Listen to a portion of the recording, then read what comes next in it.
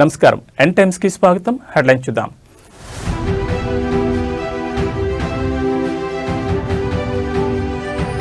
లక్ష్యాలు ఎప్పుడూ సులభంగా ఉండకూడదు. బోర్డు పరీక్షలకు హాజరయ్యే విద్యార్థులతో మోడీ ముచ్చట.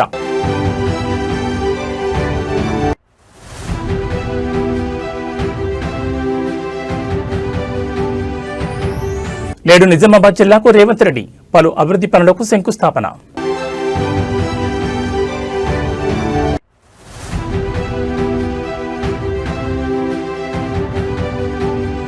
జనసేన ఎమ్మెల్యే అరవ శ్రీధర్కు హైకోర్టులో ఊరట. శ్రీధర్ వివరణ తీసుకోవాలని ధర్మాసనం ఆదేశం.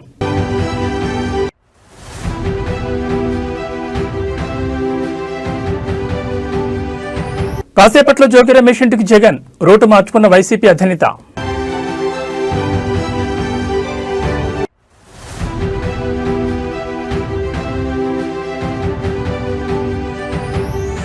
రుణగ్రహీతలకు ఊరట. కీలక వడ్డీ రేట్లు యథాతథం. ఇక వివరాలు చూస్తే లక్ష్యాలు ఎప్పుడూ సులభంగా ఉండకూడదని ప్రధాని మోడీ సూచించారు. పరీక్ష పే చర్చ 9వ సీజన్లో భాగంగా బోర్డు పరీక్షలకు హాజరయ్యే విద్యార్థులతో మోడీ ముచ్చటించారు. గుజరాత్, కోయంబత్తూర్, రాయ్పూర్, గౌహతి, ఢిల్లీ విద్యార్థులు పాల్గొన్నారు. ఈ సందర్భంగా విద్యార్థులతో మాట్లాడుతూ ఆత్మవిశ్వాసం నింపారు. పలు సూచనలు, సలహాలు ఇచ్చారు. నైపుణ్యాల ముఖ్యమా, మార్కులా అని పిల్లలు వేసిన ప్రశ్నకు మోడీ సమాధానమిచ్చారు. ప్రతి దానిలోనూ సమతుల్యత అవసరమని చెప్పారు. 2 రకాల నైపుణ్యాలు ఉండాలని సూచించారు. నైపుణ్యం జ్ఞానంతో ప్రారంభమవుతుందని, దీంతో పాటు జీవిత నైపుణ్యాన్ని కూడా జాగ్రత్తగా చూసుకోవాలని సూచించారు. నిద్ర, మేల్కొనే సమయం, వ్యాయామం గురించి శ్రద్ధ వహించాలని సలహా ఇచ్చారు. ప్రతి నైపుణ్యాన్ని మెరుగుపరుచుకోవాలని మోడీ కోరారు. नमस्ते सर। नमस्ते। मैं श्रेया प्रधान हूँ सिक्किम से सर। सो एक सेल्फ कंपोज सॉन्ग है। सो ये 3 लैंग्वेजेस में लिखा हुआ है, अरे वाह, हिंदी, नेपाली और बंगाली में। सो ये देशभक्ति का वैसा वाला सॉन्ग है। इसका टाइटल मैंने रखा है हमारा भारत भूमि। तो आपको कविता लिखने का शौक है? Yes sir. सो कविता मैं वो नेचर के बारे में लिखती हूँ ज्यादातर। अच्छा, नेचर के विषय में। भानु जयंती ने भी लिखा था 1-2 बार। Yes sir. चलिए सुनाइए। हमारा भारत भूमि है, ऋषियों का ये देश है। हमारा भारत भूमि है, ऋषियों का ये देश है। अनेकता में एकता, शांति का परिवेश है। अनेकता में एकता, शांति का परिवेश है। देवी देवता को प्रिय वासियों, मानवता मौला एक उठानियो। शाबाश, बहुत सुंदर, बहुत सुंदर। తెలంగాణ ముఖ్యమంత్రి రేవంత్ రెడ్డి నేడు నిజామాబాద్ జిల్లాలో పర్యటించనున్నారు. వివిధ అభివృద్ధి పనులకు సంబంధించిన శంకుస్థాపనలను నిర్వహించనున్నారు. నిజామాబాద్ జిల్లాలోని బర్దీపూర్లో 627 కోట్ల రూపాయలతో చేపట్టే వివిధ అభివృద్ధి పనులకు ముఖ్యమంత్రి రేవంత్ రెడ్డి శంకుస్థాపన చేస్తారు. అనంతరం బహిరంగ సభలో ముఖ్యమంత్రి రేవంత్ రెడ్డి ప్రసంగించనున్నారు. మున్సిపల్ ఎన్నికల్లో కాంగ్రెస్ పార్టీ అభ్యర్థులను గెలిపించాలని కోరనున్నారు. నిజామాబాద్ జిల్లాకు చెందిన వివిధ మున్సిపాలిటీల నుంచి ముఖ్యమంత్రి పర్యటన కోసం భారీగా జన సమీకరణ చేస్తున్నారు. మున్సిపల్ ఎన్నికల ప్రచారంలో భాగంగా రేవంత్ రెడ్డి వరుసగా జిల్లాలో పర్యటన చేస్తున్న సంగతి తెలిసిందే. ముఖ్యమంత్రి పర్యటన సందర్భంగా విస్తృత బందోబస్తు ఏర్పాటు చేశారు. ఈ మున్సిపల్ ఎన్నికల సందర్భంగా నిన్న ఒక ఆయన ఢిల్లీ నుంచి వచ్చిండు. లావు మనగాడు లడాయికి పోతేనంట వెనకాల 3 నూకుడు మనగాళ్ళు వచ్చిరట. భారతీయ జనతా పార్టీ అధ్యక్షుడు, జాతీయ అధ్యక్షుడు నిన్న పాలమూరుకు వచ్చిండు. ఆయన వెనకాల కిషన్ రెడ్డి, బండి సంజయ్, డికే అరుణ గారు ఆయన వెనకాల పోయారు. మరి నేను అడుగుతున్నా ఈరోజు కిషన్ రెడ్డి గారిని, బండి సంజయ్ గారిని, డికే అరుణమ్మ గారిని, మీ జాతీయ అధ్యక్షుడిని తీసుకొచ్చిండ్రు కదా, మాకేం అభ్యంతరం లేదు. మోడీ గారిని, అమిత్ షా గారిని, మీ నాయకులు ఎంతమంది ఉన్నారో ఢిల్లీ మొత్తం, దేశం మొత్తం ఉన్నోళ్ళ అందరినీ తెలంగాణ రాష్ట్రంలో మున్సిపల్ ఎన్నికలలో ప్రచారానికి తీసుకురండి. ఒక్క మున్సిపాలిటీ అయినా మీరు గెలుస్తారేమో మా కాంగ్రెస్ పార్టీ కార్యకర్తలు చూసుకుంటారు. మా కాంగ్రెస్ పార్టీ కార్యకర్తల సత్తా ఏందో ఇవాళ బీజేపీ వాళ్ళకు చూపిస్తారు. నేను అడగదలుచుకున్న బీజేపీ జాతీయ అధ్యక్షుని 2014లో నరేంద్ర మోడీ గారు మా మహబూబ్నగర్ జిల్లాకు వచ్చినప్పుడు పాలమూరు రంగారెడ్డి ఎత్తిపోతల పథకాన్ని జాతీయ ప్రాజెక్టుగా చేస్తాము అని అన్నాడు. ఆంధ్రప్రదేశ్ ఏసీబీ కోర్టులో నేడు జోగి రమేష్ బ్రదర్స్ బెయిల్ రద్దుపై విచారణ జరగనుంది. నకిలీ మద్యం కేసులో జోగి సోదరుల బెయిల్ రద్దు చేయాలని సిట్ అధికారులు పిటిషన్ వేశారు. ఇద్దరు బయట ఉంటే సాక్షులను ప్రభావితం చేస్తారని, వీరి బెయిల్ రద్దు చేయాలని సిట్ వేసిన పిటిషన్పై ఏసీబీ కోర్టు నేడు విచారణ చేయనుంది. మరోవైపు మాజీ మంత్రి జోగి రమేష్ పై నమోదైన కేసులను క్వాష్ చేయాలని వేసిన పిటిషన్పై నేడు ఆంధ్రప్రదేశ్ హైకోర్టులో విచారణ జరగనుంది. తిరుపతి, ఇబ్రహీంపట్నంలో జోగి రమేష్ పై నమోదైన కేసులను క్వాష్ చేయాలన్న పిటిషన్పై నేడు విచారణ చేసిన తర్వాత ఎలాంటి తీర్పు ఇవ్వనుందో చూడాలి. అరాచక ప్రభుత్వం నిన్నటి నుంచి ఏ విధంగా రాష్ట్రంలో వైఎస్ఆర్ కాంగ్రెస్ పార్టీ నాయకుల మీద, కుటుంబ సభ్యుల మీద, నివాసాల మీద ఏ విధంగా దాడి జరుగుతున్నది మీరు అందరూ కూడా సభ్య సమాజం మొత్తం కూడా చూస్తూ ఉన్నారు. ఇప్పుడు ఈ క్షణంలో ఇబ్రహీంపట్నంలో ఉన్న నా ఇంటి మీద చంద్రబాబు నాయుడు కొడుకు లోకేష్ ఇద్దరు కూడా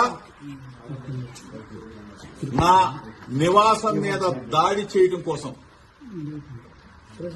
నా కుటుంబ సభ్యుల మీద దాడి చేయడం కోసం నన్ను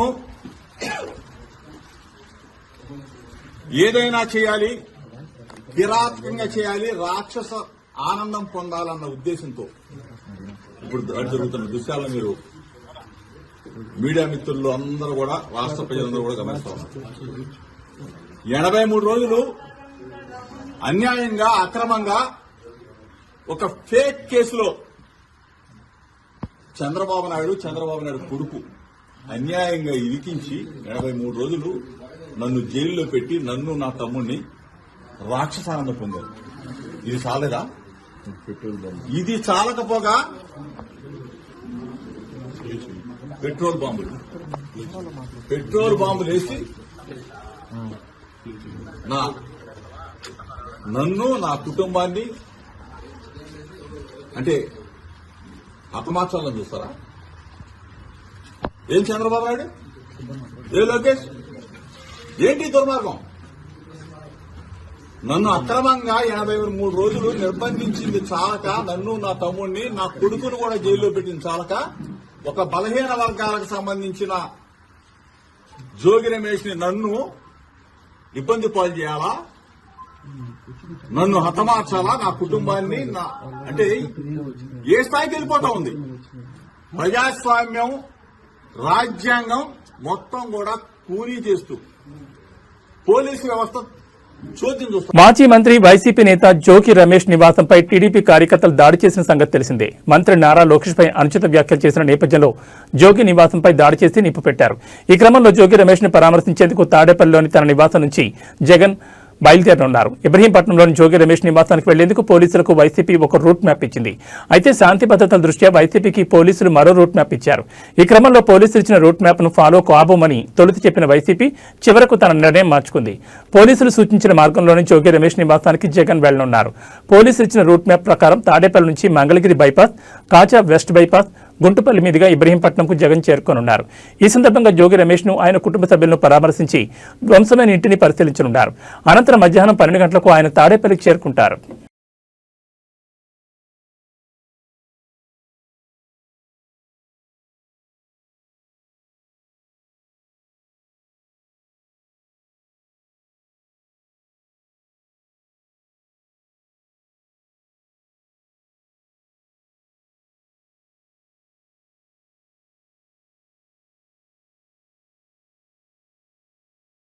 ఆంధ్రప్రదేశ్ మద్యం కుంభకోణం కేసులో నిందితుల బెయిల్ పిటిషన్పై నేడు ఏసీబీ కోర్టులో విచారణ జరగనుంది. ఈ కేసులో నిందితులుగా ఉన్న బాలాజీ గోవిందప్ప, ధనుంజయ రెడ్డి, కృష్ణమోహన్ రెడ్డిలకు కండిషన్ బెయిల్ ఇచ్చిన సంగతి తెలిసిందే. అయితే వీరి బెయిల్ను రద్దు చేయాలని సిట్ అధికారులు న్యాయస్థానాన్ని ఆశ్రయించారు. అయితే ఈ బెయిల్పై ముగ్గురు నిందితులు సుప్రీంకోర్టును ఆశ్రయించగా ట్రయల్ కోర్టులోనే విచారణ చేపట్టి నిర్ణయం తీసుకోవాలని చెప్పింది. దీంతో నేడు బాలాజీ గోవిందప్ప, ధనుంజయ రెడ్డి, కృష్ణమోహన్ రెడ్డి బెయిల్ పిటిషన్లపై ఏసీబీ కోర్టు విచారణ చేయనుంది. సిట్ మాత్రం వీరు బయట ఉంటే సాక్షులను ప్రభావితం చేసే అవకాశం ఉందని వాదించనుంది.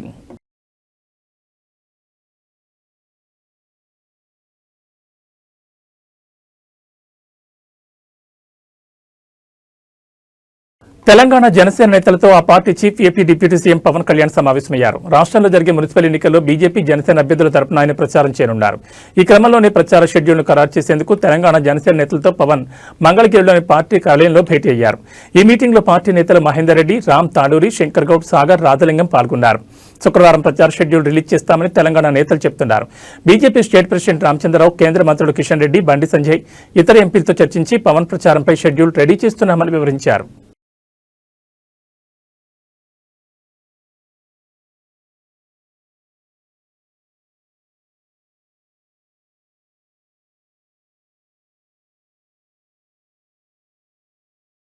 తెలంగాణ మున్సిపల్ ఎన్నికల్లో బీజేపీ జనసేన పొత్తుపై మంత్రి పొన్నం ప్రభాకర్ స్పందించారు. తెలంగాణను అవమానిస్తూ కొబ్బరి చెట్ల దిష్టి వంటి వ్యాఖ్యలు చేసిన పవన్ కళ్యాణ్తో బీజేపీ చేతులు కలపడం రాష్ట్ర ఆత్మగౌరవాన్ని దెబ్బతీయడమేనని విమర్శించారు. బడ్జెట్లో నిధులు ఇవ్వని బీజేపీ తెలంగాణ వ్యతిరేకులను అడ్డం పెట్టుకుని రాజకీయం చేస్తోందని ధ్వజమెత్తారు. పవన్ ప్రచారాన్ని ప్రజలు గమనించాలని, ఆయనను ఉద్యమకారులు ఎప్పటికీ తెలంగాణ వ్యతిరేకంగానే చూస్తారని మంత్రి హెచ్చరించారు. ఫెడరల్ సిస్టంలో ప్రజాస్వామిక భారతదేశంలో ఎవరు ఎక్కడికైనా పోవచ్చు, ఎవరు ఎక్కడైనా కూడా రాజకీయాల్లో ఉండొచ్చు. కానీ ఆ ప్రాంత ప్రజలను అవమానపరుస్తూ ఆ ప్రాంత ప్రజల యొక్క ఆకాంక్షకు వ్యతిరేకంగా పోరాడి తెలంగాణ పట్ల పూర్తిగా చులకన భావంతో మాట్లాడి తెలంగాణ వేర్పాటువాదంగా చూపెట్టినటువంటి పవన్ కళ్యాణ్ గారు కోనసీమలో కొబ్బరి చెట్లు ఓడిపోతే తెలంగాణ వాళ్ళ కన్న దృష్టితో ఓడిపోయినటువంటి పవన్ కళ్యాణ్ గారు తెలంగాణలో అభ్యర్థులు పెడుతూ భారతీయ జనతా పార్టీ తోటి ఒత్తుగా ఎన్నికల ప్రచారం కొనసాగిస్తాడంటే ఇది పూర్తిగా తెలంగాణ ప్రజలను అవమానపరచడమే. తెలంగాణ ప్రజలను కళ్ళు అంత దృష్టితోటి కోనసీమ కొబ్బరి చెట్లు ఎండిపోయినాయని మాట్లాడిన వ్యక్తి, అటువంటి వ్యక్తితోటి భారతీయ జనతా పార్టీ ఏ విధంగా పొత్తు పెట్టుకుంటుందో చెప్పాల్సిన అవసరం ఉంది. ఎన్నికల్లో ఓట్లు అడిగే ముందు భారతీయ జనతా పార్టీ తెలంగాణకు సంబంధించి లైంగిక వేధింపుల ఆరోపణలు ఎదుర్కొంటున్న రైల్వే కోడూరు జనసేన ఎమ్మెల్యే అరవ శ్రీధర్కు ఏపీ హైకోర్టులో ఊరట లభించింది. తనపై నమోదైన లైంగిక వేధింపుల కేసును కొట్టివేయాలని కోరుతూ ఆయన దాఖలు చేసిన పిటిషన్ను విచారించిన హైకోర్టు కీలక ఆదేశాలు జారీ చేసింది. ఈ వ్యవహారంపై అరవ శ్రీధర్ వివరణ తీసుకోవాలని పోలీసులను న్యాయస్థానం ఆదేశించింది. బీఎన్ఎస్ చట్టంలోని సెక్షన్ 35(3) నిబంధనల ప్రకారం నడుచుకోవాలని, అరెస్టు వంటి కఠిన చర్యలు తీసుకోవద్దని సూచించింది. ఒకవేళ అరెస్టు చేయాల్సి వస్తే తప్పనిసరిగా రాతపూర్వకంగా కారణాలు నమోదు చేయాలని ఆదేశించింది. విచారణ సందర్భంగా అరవ శ్రీధర్ తరపు న్యాయవాదులు తమ వాదనలు వినిపిస్తూ రాజకీయ దురుద్దేశంతోనే శ్రీధర్పై కేసు నమోదు చేశారని చెప్పారు. వాదనలు విన్న న్యాయమూర్తి జస్టిస్ వెంకట జ్యోతిర్మయి ఎమ్మెల్యే వివరణ తీసుకోవాలని పోలీసులను ఆదేశించారు. దీంతో ఆయనకు స్వల్ప ఊరట లభించినట్లయింది. కేసు వివరాల్లోకి వెళ్తే ఓ మహిళా ఉద్యోగి ఇచ్చిన ఫిర్యాదు మేరకు జాతీయ మానవ హక్కుల కమిషన్ ఆదేశాలతో రైల్వే కోడూరు పోలీసులు శ్రీధర్పై లైంగిక వేధింపుల కేసు నమోదు చేశారు. అయితే తనపై ఆమె చేసిన ఆరోపణలు నిజం కాదని ఎమ్మెల్యే తొలి నుంచి వాదిస్తున్నారు. మరోవైపు పార్టీ పరంగా కూడా ఈ విషయంపై జనసేన అధిష్టానం త్రిసభ్య కమిటీతో విచారణ జరిపించిన సంగతి తెలిసిందే. నాకు ఎవరైతే ఆ వ్యక్తికి జరిగిందో పూర్తిగా ఇది వ్యక్తిగత విషయం. దయచేసి ఎవరు కూడా పార్టీలకి రుద్దొద్దు. ముఖ్యంగా జనసేన పార్టీ అనే పేరు ఎత్తకుండా వ్యక్తిగత జరిగిన విషయం కాబట్టి వ్యక్తిగతంగానే నేను కమిటీకి సబ్మిట్ చేశాను. కమిటీ ఏదైతే మన పార్టీ చెప్తుందో అదేవిధంగా పార్టీ కూడా నాకు చెప్తారో ఆ చెప్పిన తర్వాతే నేను ముందుకెళ్తాను. ఖచ్చితంగా ఇన్వాల్వ్ అయ్యారండి. ఆయన ఇన్వాల్వ్మెంట్ ఖచ్చితంగా ఉంది. వాళ్ళు ఎప్పుడు కంట్రోల్ చేస్తూనే ఉండేవాళ్ళండి శ్రీధర్ నాతో చాలా సార్లు చెప్పి డమ్మీ క్యాండిడేట్ అండి. అది రైల్వే కోడూరులో ఉన్న ఎవరికైనా తెలుస్తుంది. తెలంగాణ సీఎం టీపీసీసీ మాజీ అధ్యక్షుడు రేవంత్ రెడ్డికి రాష్ట్ర హైకోర్టులో చుక్కెదురైంది. గతంలో తనపై నమోదైన క్రిమినల్ కేసులను కొట్టివేయాలని కోరుతూ ఆయన హైకోర్టులో దాఖలు చేసిన క్వాష్ పిటిషన్ను న్యాయస్థానం తోసిపుచ్చింది. ఈ వివాదానికి సంబంధించిన తదుపరి విచారణను కోర్టు ఈ నెల 21వ తేదీకి వాయిదా వేసింది. సీఎం రేవంత్ రెడ్డి టీపీసీసీ అధ్యక్షుడిగా ఉండగా 2023లో జరిగిన అసెంబ్లీ ఎన్నికల సమయంలో భూపాలపల్లిలో నిర్వహించిన ఒక బహిరంగ సభలో రేవంత్ రెడ్డి ప్రసంగిస్తూ మాజీ ఎమ్మెల్యే గండ్ర వెంకటరమణారెడ్డిపై అనుచిత వ్యాఖ్యలు చేశారు. దీంతో తన వ్యక్తిత్వాన్ని దెబ్బతీసేలా అభ్యంతరకర రీతిలో రేవంత్ రెడ్డి మాట్లాడారని గండ్ర వెంకటరమణారెడ్డి పోలీసులకు ఫిర్యాదు చేశారు. ఈ ఫిర్యాదు ఆధారంగా పోలీసులు రేవంత్ రెడ్డిపై క్రిమినల్ కేసులు నమోదు చేశారు. తాజాగా ఈ కేసులను కొట్టివేయాలని రేవంత్ రెడ్డి హైకోర్టును ఆశ్రయించారు. రాజకీయ కారణాలతోనే తనపై కేసులు పెట్టారని ఆయన తరపు న్యాయవాదులు వాదించినప్పటికీ న్యాయస్థానం ఆ వాదనతో ఏకీభవించలేదు. ప్రాథమిక ఆధారాలను పరిశీలించిన అనంతరం కేసు విచారణ దశలో ఉన్నందున ఇప్పుడు కొట్టివేయలేమని స్పష్టం చేస్తూ పిటిషన్ తిరస్కరించింది. దీంతో ఈ నెల 21న జరిగే విచారణలో కోర్టు ఎలాంటి నిర్ణయం తీసుకుంటుందోనని రాజకీయ వర్గాల్లో ఆసక్తి నెలకొంది. ఈ మున్సిపల్ ఎన్నికల సందర్భంగా నిన్న ఒక ఆయన ఢిల్లీ నుంచి వచ్చిండు. లావు మనగాడు లడాయికి పోతేనంట వెనకాల ముగ్గురు నూకుడు మనగాళ్ళు వచ్చిరట. భారతీయ జనతా పార్టీ అధ్యక్షుడు, జాతీయ అధ్యక్షుడు నిన్న పాలమూరుకు వచ్చిండు. ఆయన వెనకాల కిషన్ రెడ్డి, బండి సంజయ్, డీకే అరుణ గారు ఆయన వెనకాల పోయారు. మరి నేను అడుగుతున్నా ఈరోజు కిషన్ రెడ్డి గారిని, బండి సంజయ్ గారిని, డీకే అరుణమ్మ గారిని మీ జాతీయ అధ్యక్షుడిని తీసుకొచ్చింది కదా, మాకేం అభ్యంతరం లేదు. మోడీ గారిని, అమిత్ షా గారిని మీ నాయకులు ఎంతమంది ఉన్నారో ఢిల్లీ మొత్తం దేశం మొత్తం ఉన్నోళ్ళ అందరినీ తెలంగాణ రాష్ట్రంలో మున్సిపల్ ఎన్నికలలో ప్రచారానికి తీసుకురండి. ఒక్క మున్సిపాలిటీ అయినా మీరు గెలుస్తారేమో మా కాంగ్రెస్ పార్టీ కార్యకర్తలు చూసుకుంటారు. మా కాంగ్రెస్ పార్టీ కార్యకర్తల సత్తా ఏందో ఇవాళ బీజేపీ వాళ్ళకు చూపిస్తారు. నేను అడగదలుచుకున్న బీజేపీ జాతీయ అధ్యక్షుని 2014లో నరేంద్ర మోడీ గారు మా మహబూబ్నగర్ జిల్లాకు వచ్చినప్పుడు పాలమూరు రంగారెడ్డి ఎత్తిపోతల పథకాన్ని జాతీయ ప్రాజెక్టుగా చేస్తాము అని అన్నాడు. 3 సార్లు మోడీ గారు ప్రధానమంత్రి అయ్యాడు. 12 సంవత్సరాలు బీజేపీ అధికారంలో ఉంది. మీకు చేతులు రాలేదా పాలమూరు రంగారెడ్డి ఎత్తిపోతల పథకాన్ని జాతీయ ప్రాజెక్టుగా ప్రకటించాలన్న ఆలోచన కానీ మీకు దేవుడు ఇవ్వలేదా అని నేను అడుగుతున్నా. ఇవాళ కాళేశ్వరం ఇయ్యలేదు. వైఎస్ఆర్ జిల్లా ప్రొద్దుటూరులో ఒక కాఫీని ముగ్గురికి పంచి ఇవ్వలేదన్న కోపంతో మున్సిపల్ అధికారి అత్యుత్సాహం ప్రదర్శించారు. హోటల్ యజమాని నిరాకరించడంతో ఆగ్రహించిన అధికారి 15 నిమిషాల్లో జేసీబీ తెప్పించి హోటల్ ముందున్న ర్యాంపును అక్రమ కట్టడమంటూ తొలగించేందుకు యత్నించారు. యజమాని రోడ్డుపై పడుకుని జేసీబీని అడ్డుకోవడంతో అధికారులు వెనక్కి తగ్గారు.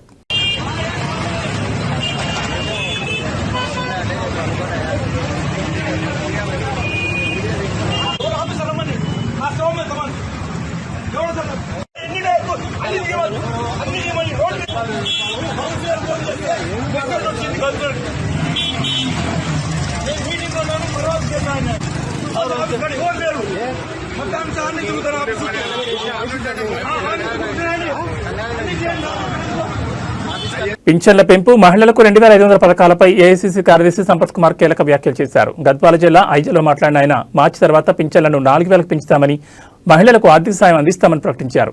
గత ప్రభుత్వం వల్ల దెబ్బతిన్న ఆర్థిక వ్యవస్థను సీఎం రేవంత్ రెడ్డి చక్కదిద్దుతున్నారని, ఇప్పటికే ఉచిత బస్సు, ఇందిరమ్మ ఇల్లు వంటి హామీలను అమలు చేశామని ఆయన ఈ సందర్భంగా గుర్తు చేశారు. రేవంత్ రెడ్డి నుంచి రేషన్ కార్డులు వచ్చినాయి, కాంగ్రెస్ నుంచి రేవంత్ రెడ్డి నుంచి. ఇందిరమ్మ ఇండ్లు వచ్చినాయి, కాంగ్రెస్ నుంచి రేవంత్ రెడ్డి నుంచి. దాదాపు 10 సంవత్సరాల అధికారం నుండి రేషన్ కార్డు ఒక్కటంటే ఒక్కటి ఇలే, డబుల్ బెడ్రూమ్ అంటే ఒక్కటి ఇలే. కానీ 2 సంవత్సరాల్లోనే ఇవన్నీ చేసుకుంటూ ముందుకు పోతా ఉన్నాం. అయినా ఇంకా చేయాల్సిన అవసరం ఉంది. వాస్తవం మాకు గుర్తుంది, మీ అందరికి 2500 రూపాయలు ఇవ్వాలి, పెన్షన్ 4000 రూపాయలు చేయాలి. మీ అమ్మ నీవెట్లయితే నీ భర్త సంపాదించిన ఆక్సంచులో పెట్టుకొని రూపాయి జమ చేసి ఎట్లయితే సంసారాన్ని నడుపుతావో అట్లే ముఖ్యమంత్రి రేవంత్ రెడ్డి అయ్యేటప్పుడు చిల్లి గవ్వలేదు రాష్ట్రంలో. 10 రూపాయలు కూడా లేవు. మొత్తం బుక్కేసిండ్రు, తినేసిండ్రు, మింగేసిండ్రు, ఆస్తులు సంపాదించుకున్నారు. కానీ అభివృద్ధి చేయలే, గల్లపెట్ట ఖాళీ అయింది. అసలు సందర్భంలో రేవంత్ రెడ్డి వచ్చిన తర్వాత గౌరవ ముఖ్యమంత్రి వైసీపీ అధినేత మాజీ ముఖ్యమంత్రి వైఎస్ జగన్మోహన్ రెడ్డి నేడు విజయవాడలో పర్యటించనున్నారు. ఇటీవల దాడులకు గురైన మాజీ మంత్రి జోగి రమేష్ నివాసాన్ని సందర్శించి ఆయన కుటుంబాన్ని పరామర్శించనున్నారు. అయితే ఈ పర్యటన నేపథ్యంలో విజయవాడలో హైటెన్షన్ నెలకొంది. శాంతి భద్రతలు, ట్రాఫిక్ సమస్యల దృష్ట్యా 1 టౌన్ పోలీసులు మాజీ మంత్రి వెల్లంపల్లి శ్రీనివాస్, వైసీపీ నేత మల్లాది విష్ణు, దేవినేని అవినాష్ తదితరులకు ముందస్తు నోటీసులు జారీ చేశారు. ఎటువంటి ర్యాలీలు, ఊరేగింపులు నిర్వహించకూడదని, భారీగా జన సమీకరణ చేయొద్దని పోలీసులు స్పష్టం చేశారు. జగన్ ప్రయాణించే రూట్ మ్యాప్ పై కూడా పోలీసులు ఆంక్షలు విధించారు. దీనిపై వైసీపీ శ్రేణులు తీవ్ర ఆగ్రహం వ్యక్తం చేస్తున్నాయి.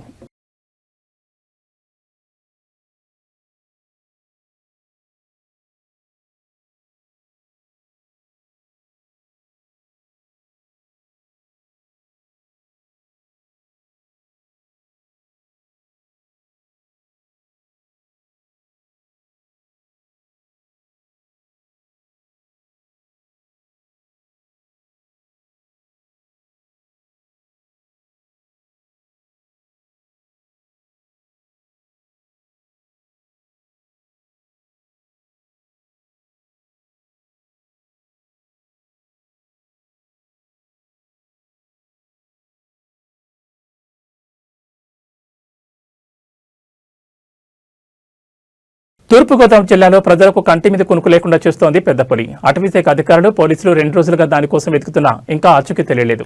రాజానగరం మండలం చీ ఎర్రంపాలెం, మండపేట మండలం కేశవరం మధ్య ఉన్న కొండపై పెద్దపులి ఉన్నట్లుగా సమాచారం అందడంతో అధికారులు థర్మల్ డ్రోన్ కెమెరాలతో పులిజాడ తెలుసుకునే ప్రయత్నం చేయగా అది కూడా విఫలమైంది. పెద్దపులి ఎక్కడుందో స్పష్టంగా గుర్తించాకే ట్రాంక్విలైజర్ వాడగలమని అధికారులు చెప్తున్నారు. స్థానికులు ఎవరూ దాన్ని రెచ్చగొట్టే ప్రయత్నాలు చేయొద్దని హెచ్చరించారు. పులిని పట్టుకునేందుకు పూణే నుంచి రెస్క్యూ టీం వచ్చిందని తెలిపారు. పులిని జాగ్రత్తగా బంధించేందుకు అధికారులు ఆచితూచి అడుగులు వేస్తున్నారు. క్వారీలు, గుట్టలు, పొదలు ఎక్కువగా ఉండడంతో ఆహారం కోసం పులి మాటు వేసి ఉంటుందని అధికారులు భావిస్తున్నారు. ఈ క్రమంలో ప్రజలు జాగ్రత్తగా ఉండాలని సూచించారు.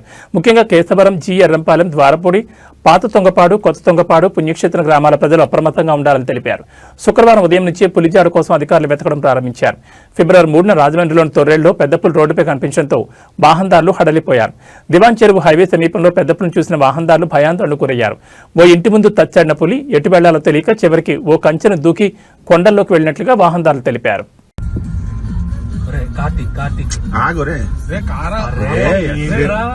భయపెట్టేసి లోపలికి పంపించేస్తావు. ఆపోజిట్ లో వస్తున్నా రాగు.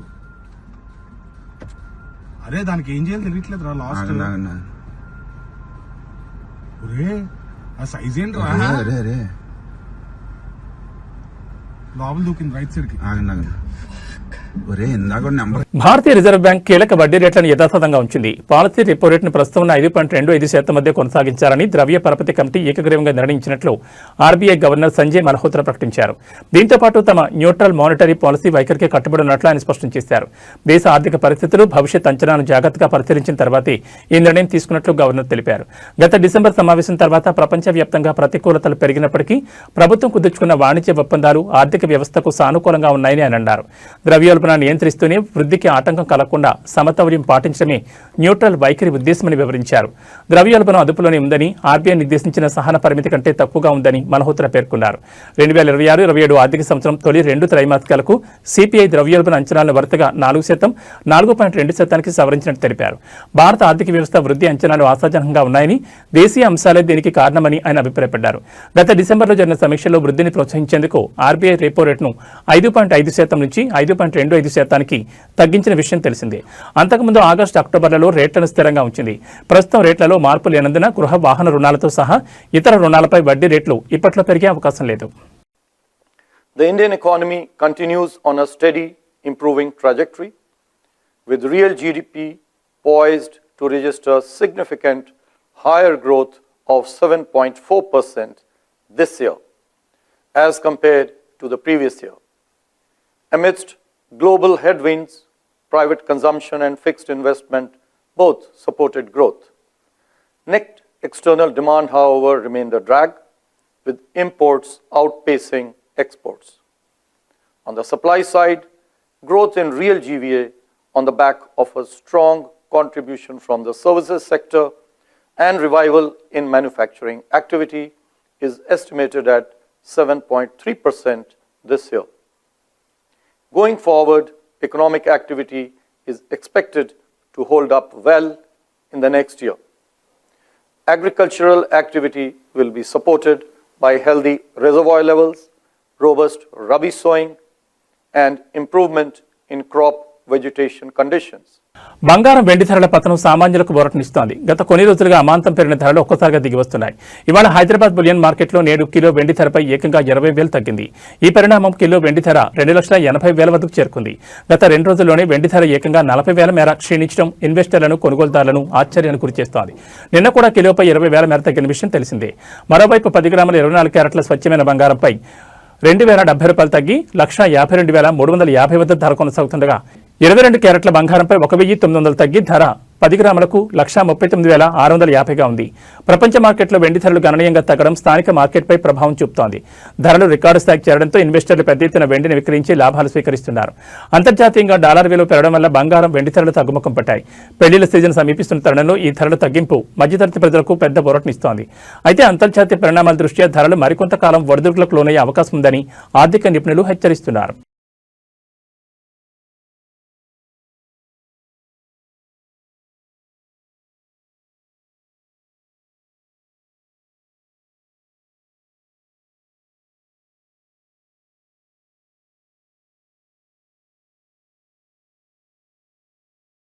ఇక బులెటిన్ ముగించే ముందు హెడ్లైన్స్ మరోసారి.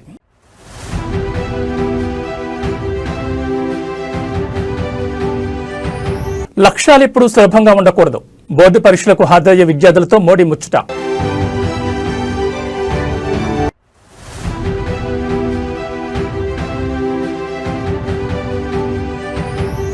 నేడు నిజామాబాద్ జిల్లాకు రేవంత్ రెడ్డి పలు అభివృద్ధి పనులకు శంకుస్థాపన.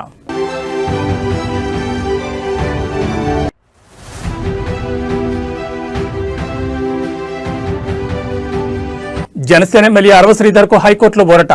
శ్రీధర్ వివరణ తీసుకోవాలని ధర్మాసనం ఆదేశం.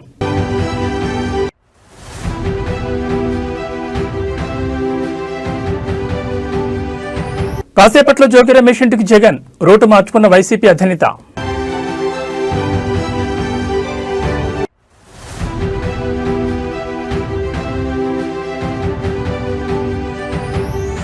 రుణగ్రహీతలకు ఊరట. కీలక వడ్డీ రేట్లు యథాతథం. ఏబీ బులెటిన్ విశేషాలు. నమస్కారం.